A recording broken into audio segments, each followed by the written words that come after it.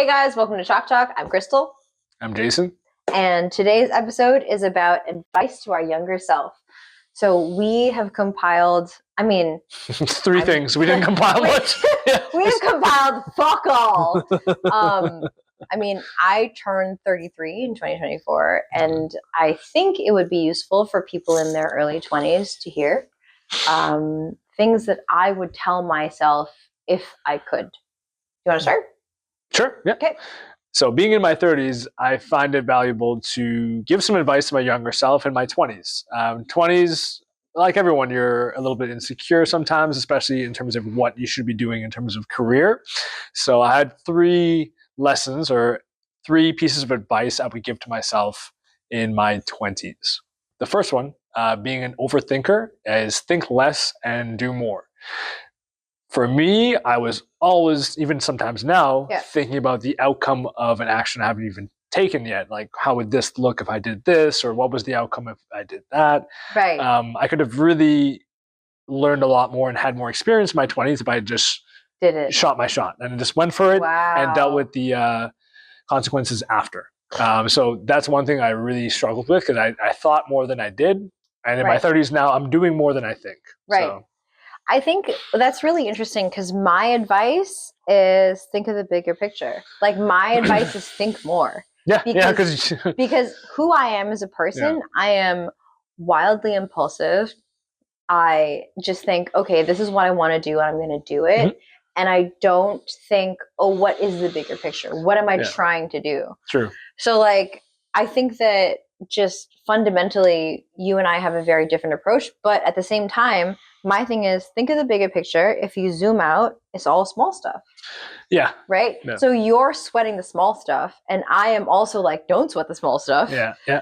Look at it from a bird's eye view or a drone's eye view, whatever kind of view you're trying to have. Mm-hmm. But this is your life. And when you're in it, you think, oh my God, like, you know, this breakup, this job loss, this is the worst thing possible. Ever, yeah. You are so enmeshed in the experience you're having, you can't possibly conceive that what's going on is just small stuff.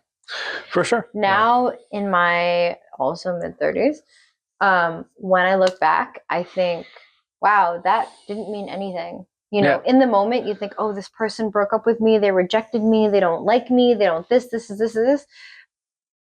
I don't remember their names. Yeah. I don't remember who this person was. I don't even remember where we were when they said, you know what? I don't fuck with you like that. Yeah, another thing for me is like career too. Like you're stuck in a job that you don't necessarily like at the time. Any job I've ever had, I look back at it now and that served a purpose to my business now. It's like I've learned so many things in the past, whether it be manual labor, learning the value of $1 per hour, or whatever the other job I had, and you can always create value from those experiences. So even though you might not be where you want to be at that moment, just hold on and brace for it because all these experiences will amount to something, worthwhile later. But you have to trust the process, right? That's the hardest part. So is your advice is then trust the process? That's one of them. There's multiple, but it's like that's like the think first less, layer. Do more, and just trust the process. Yeah. Like just roll with it, and then later on things will make more sense. I agree with you though. It's like at the end of the day, you're just trying to figure out, in the moment you're like, is this useful? Is this worth it? It's like, shut up, just do the work. Yeah, most likely it'll make sense later. Right? As long as it's not illegal. But even if it is illegal, it probably will still make sense later. I really and truly believe that no experience is wasted. There's no time that's wasted. Like, I really had to go through the experiences that I went through to find my purpose. And when I talk about being genuine, I think that I really didn't know how to be genuine in my 20s. Yeah. Because you're so trying to be validated by external forces. You want, your professors to like you. You want the guys and the girls to think you're cool. You want your parents to think you're stable and normal. For sure. Yeah. Like it's a lot of pressure. Yes, exactly. Yeah. And then in my 30s, I'm just like, I'm insane. I'm actually the craziest person that I've ever met. And that's fine. Like, I really don't mind being a weirdo. Yeah, being different from everybody, not following the same path. Yes. But you're kind of following, like, well, following. You're bleeding into my third point, which is you have your own path. Following your own path doesn't mean that's a bad thing. Even though you might be weird, you might be alienated, you might be different from everybody, but that's not bad. That's actually might be really good, right, for you. Yeah. Right? And for me, especially like in my 20s, you start to see people settle down, or they have this, they have that, and you're trying to mirror that, but it's just not true to your deep self. Right. It's like this internal battle. Like, you want to do those things, you want to settle down, you want to have this stable job, a stable life, but you just can't jive with it. And it's totally cool that you don't, right? But in my 20s, in your head, it's like, no, I need to follow this path because everyone else is doing it. And everyone else is successful. I mean, not everybody is. So for me in my 20s, it's like, just chill. You have your own path. It could be the direct opposite of what you see on Instagram or YouTube or social media. Yes. And that's totally fine. It's actually better if you just start to listen to what you need to do and pursue it a bit earlier. So that was my third point. It's like, everyone has their own path and their own timing, right? Yeah. And like, speak to more about like the path, like when you are 18, you leave high school, and like, what informs your perspective at that moment? Leaving high school, like, I mean, it was honestly like I had a really good father figure. I mean, I still do. So when I left high school, I was like, cool, I just got to be like that. I got to get a good job. He's an accountant. I got to know my stuff, be a professional, and then I'll be good. I can provide. And I followed that until I went to university, and I was like, I really don't like this, boxed in type of lifestyle. It's like, this is what I can do. I need to work for corporations, or I need to follow these courses to be able to provide. I'm like, I want to do other stuff. I want to do more fun stuff. I want to do stuff outside the box. So that kind of threw me off in my 20s after university. So you're saying that you had an idea about what it is to be an adult from high school. Yeah. Yes, from high school. And then as you move towards that path, it changed because you're like, oh, actually, like, there's a lot of other fun stuff I want to pursue. Yeah, of course. Once you go to university, like I went to Ryerson, I was downtown. I'm like, oh, there's like a lot of other experiences. So that kind of almost threw me off. But that was my idea going into university. It's like, cool, I need to have a profession. And my dad was an accountant, and I wanted to follow suit or in the finance realm, which I did for a bit. But then after, like we talked in the first episode, it's like, I don't like being in this corporate landscape. Yeah. I want to be a rat. I want to make my own landscape. Yeah, man. Yeah, and I love that. I think that's so important to talk about to more people, is like to expand on the experience where you believe that being an adult means being stable, having a set life path, and ultimately at the end of the day, what it means to be a grown-up and have grown-up money is not about necessarily being stable. You want to be true to yourself. Yeah, that's the biggest thing. I think that's maybe a fourth point. Be true to yourself, because in your 20s, you might put that aside to what you see. What you see on Instagram, what you see on TV. It's like, this is the path that everyone needs to take, and it's not necessarily true, right? And it's like, this is a path, and also this is the outcome.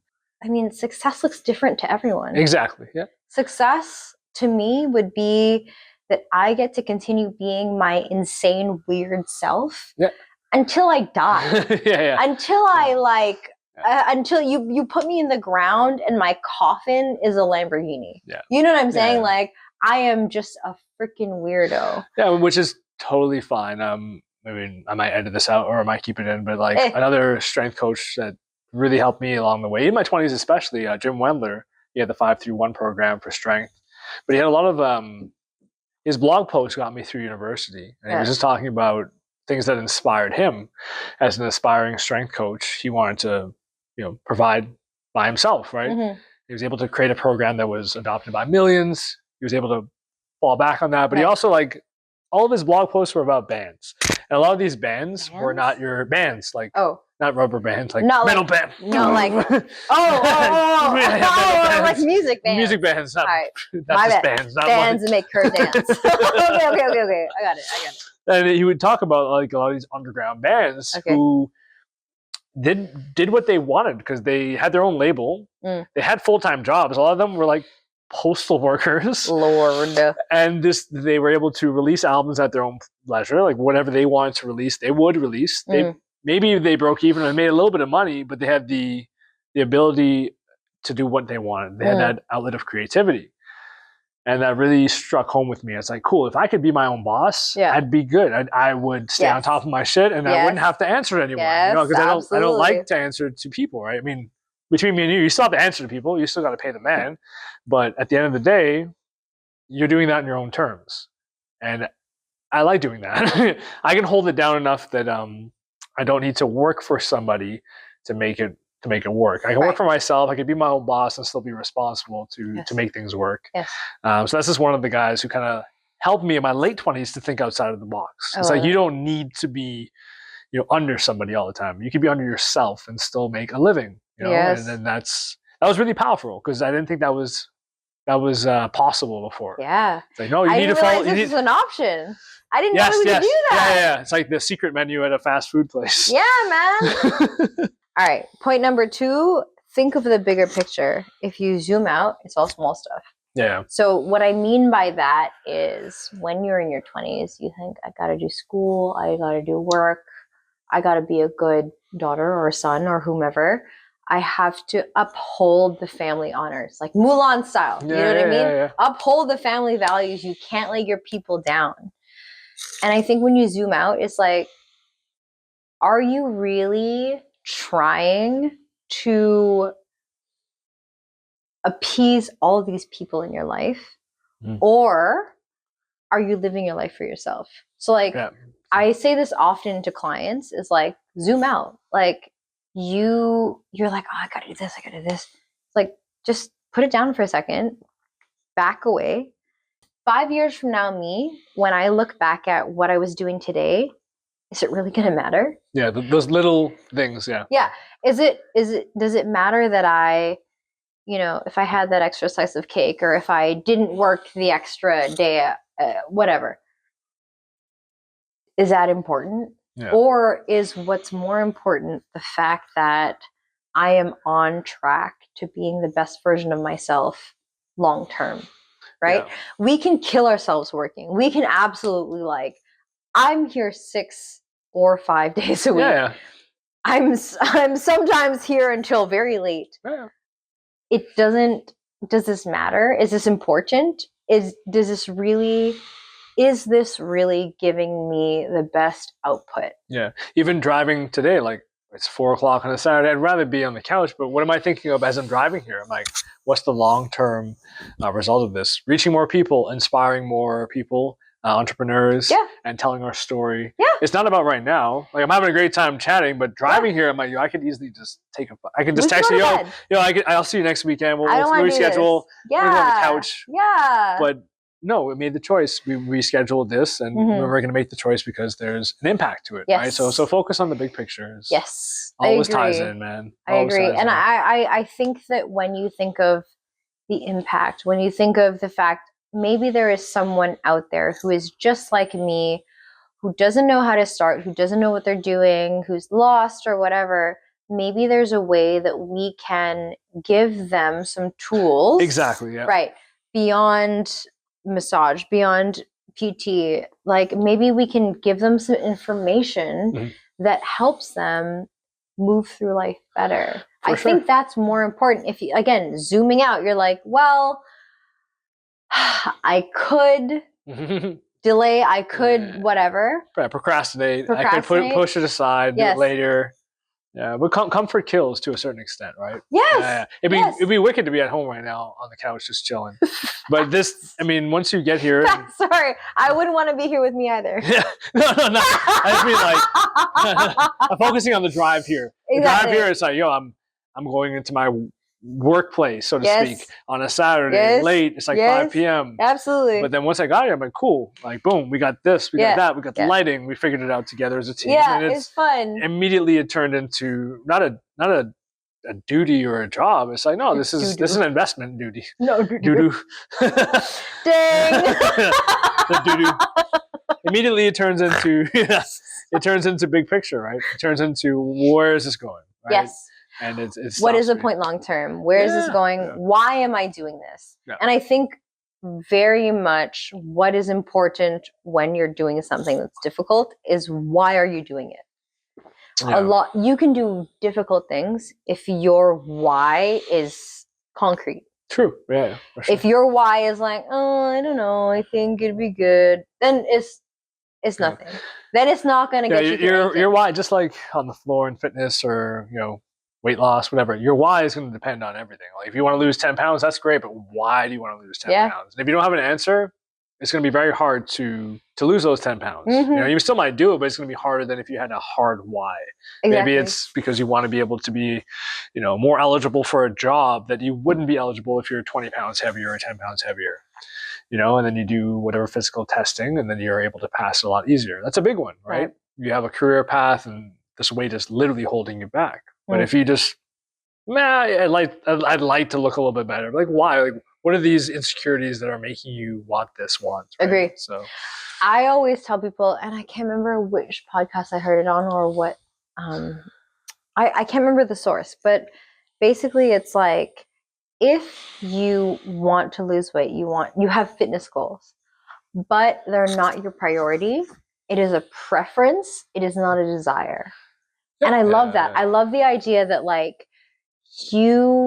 everyone would prefer to be thinner, but does it really matter to you? Yeah. How much does it matter? Yeah. Why does it matter? Yeah. What is the weight of this desire? Yeah. Can you actually do it when shit gets hard? Can you, eat the lettuce instead of the rice?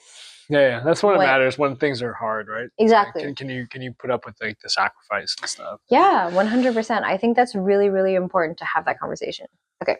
That was your second. That was my second one. What was your second one? My second one was, take more risks. So in my 20s, wasn't very pro for taking risks because I'm always thinking about being a failure. What would other people think? Or, it would suck to fail something. Like, honestly, it didn't fail much in my 20s because I didn't take as much risk as I should have. I should have failed more because I would have learned a lot more from those failures.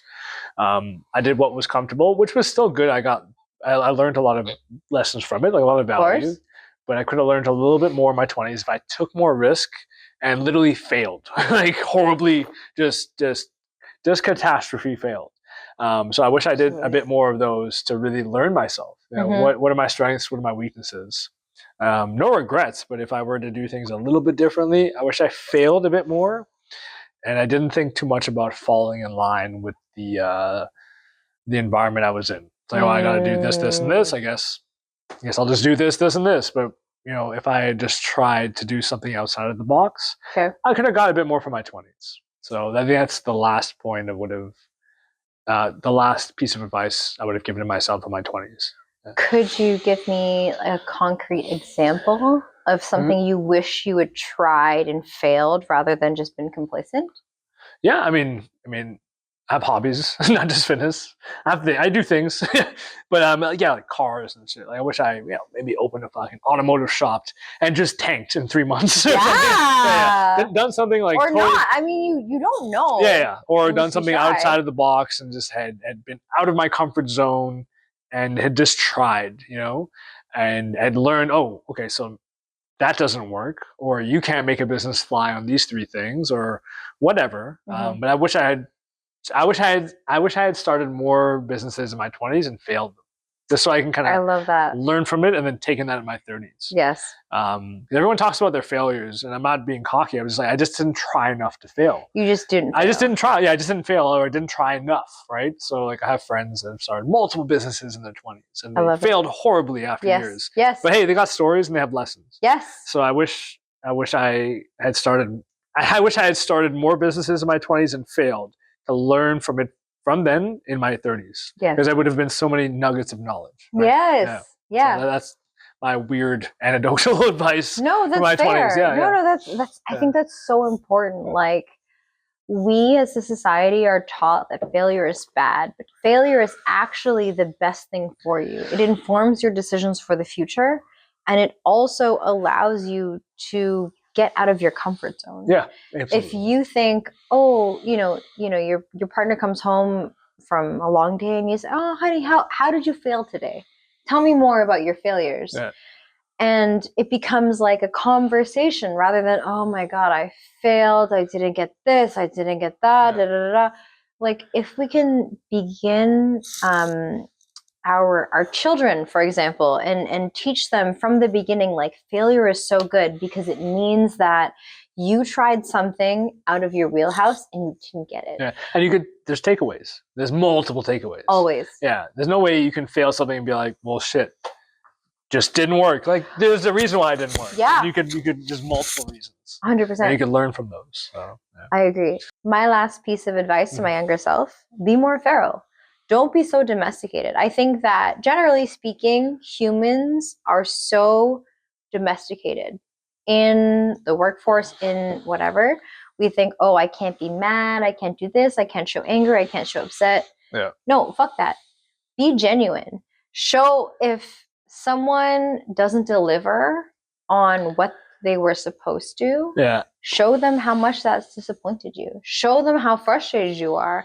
Show them that, you said you would do this thing for me. Yeah. And then you didn't. There is a consequence to that action. We can't always be so nicey nice. We can't be so domesticated. Mm-hmm. We have to be honest and genuine. You have to stand your ground. You have to tell them, like, hey, this wasn't cool. Yeah. It's not cool. It's not appropriate that you did that. It's not appropriate that you promised me whatever. You promised that you would refer people. You promised that you would do all these things, X, Y, and Z. And then you didn't. That messes me up. And it's not an emotional standpoint. It's a financial standpoint. It's a business standpoint. You and I are in this together. And if you can't follow through on what you said you would follow through on, that's a problem. Yeah, for sure. Yeah.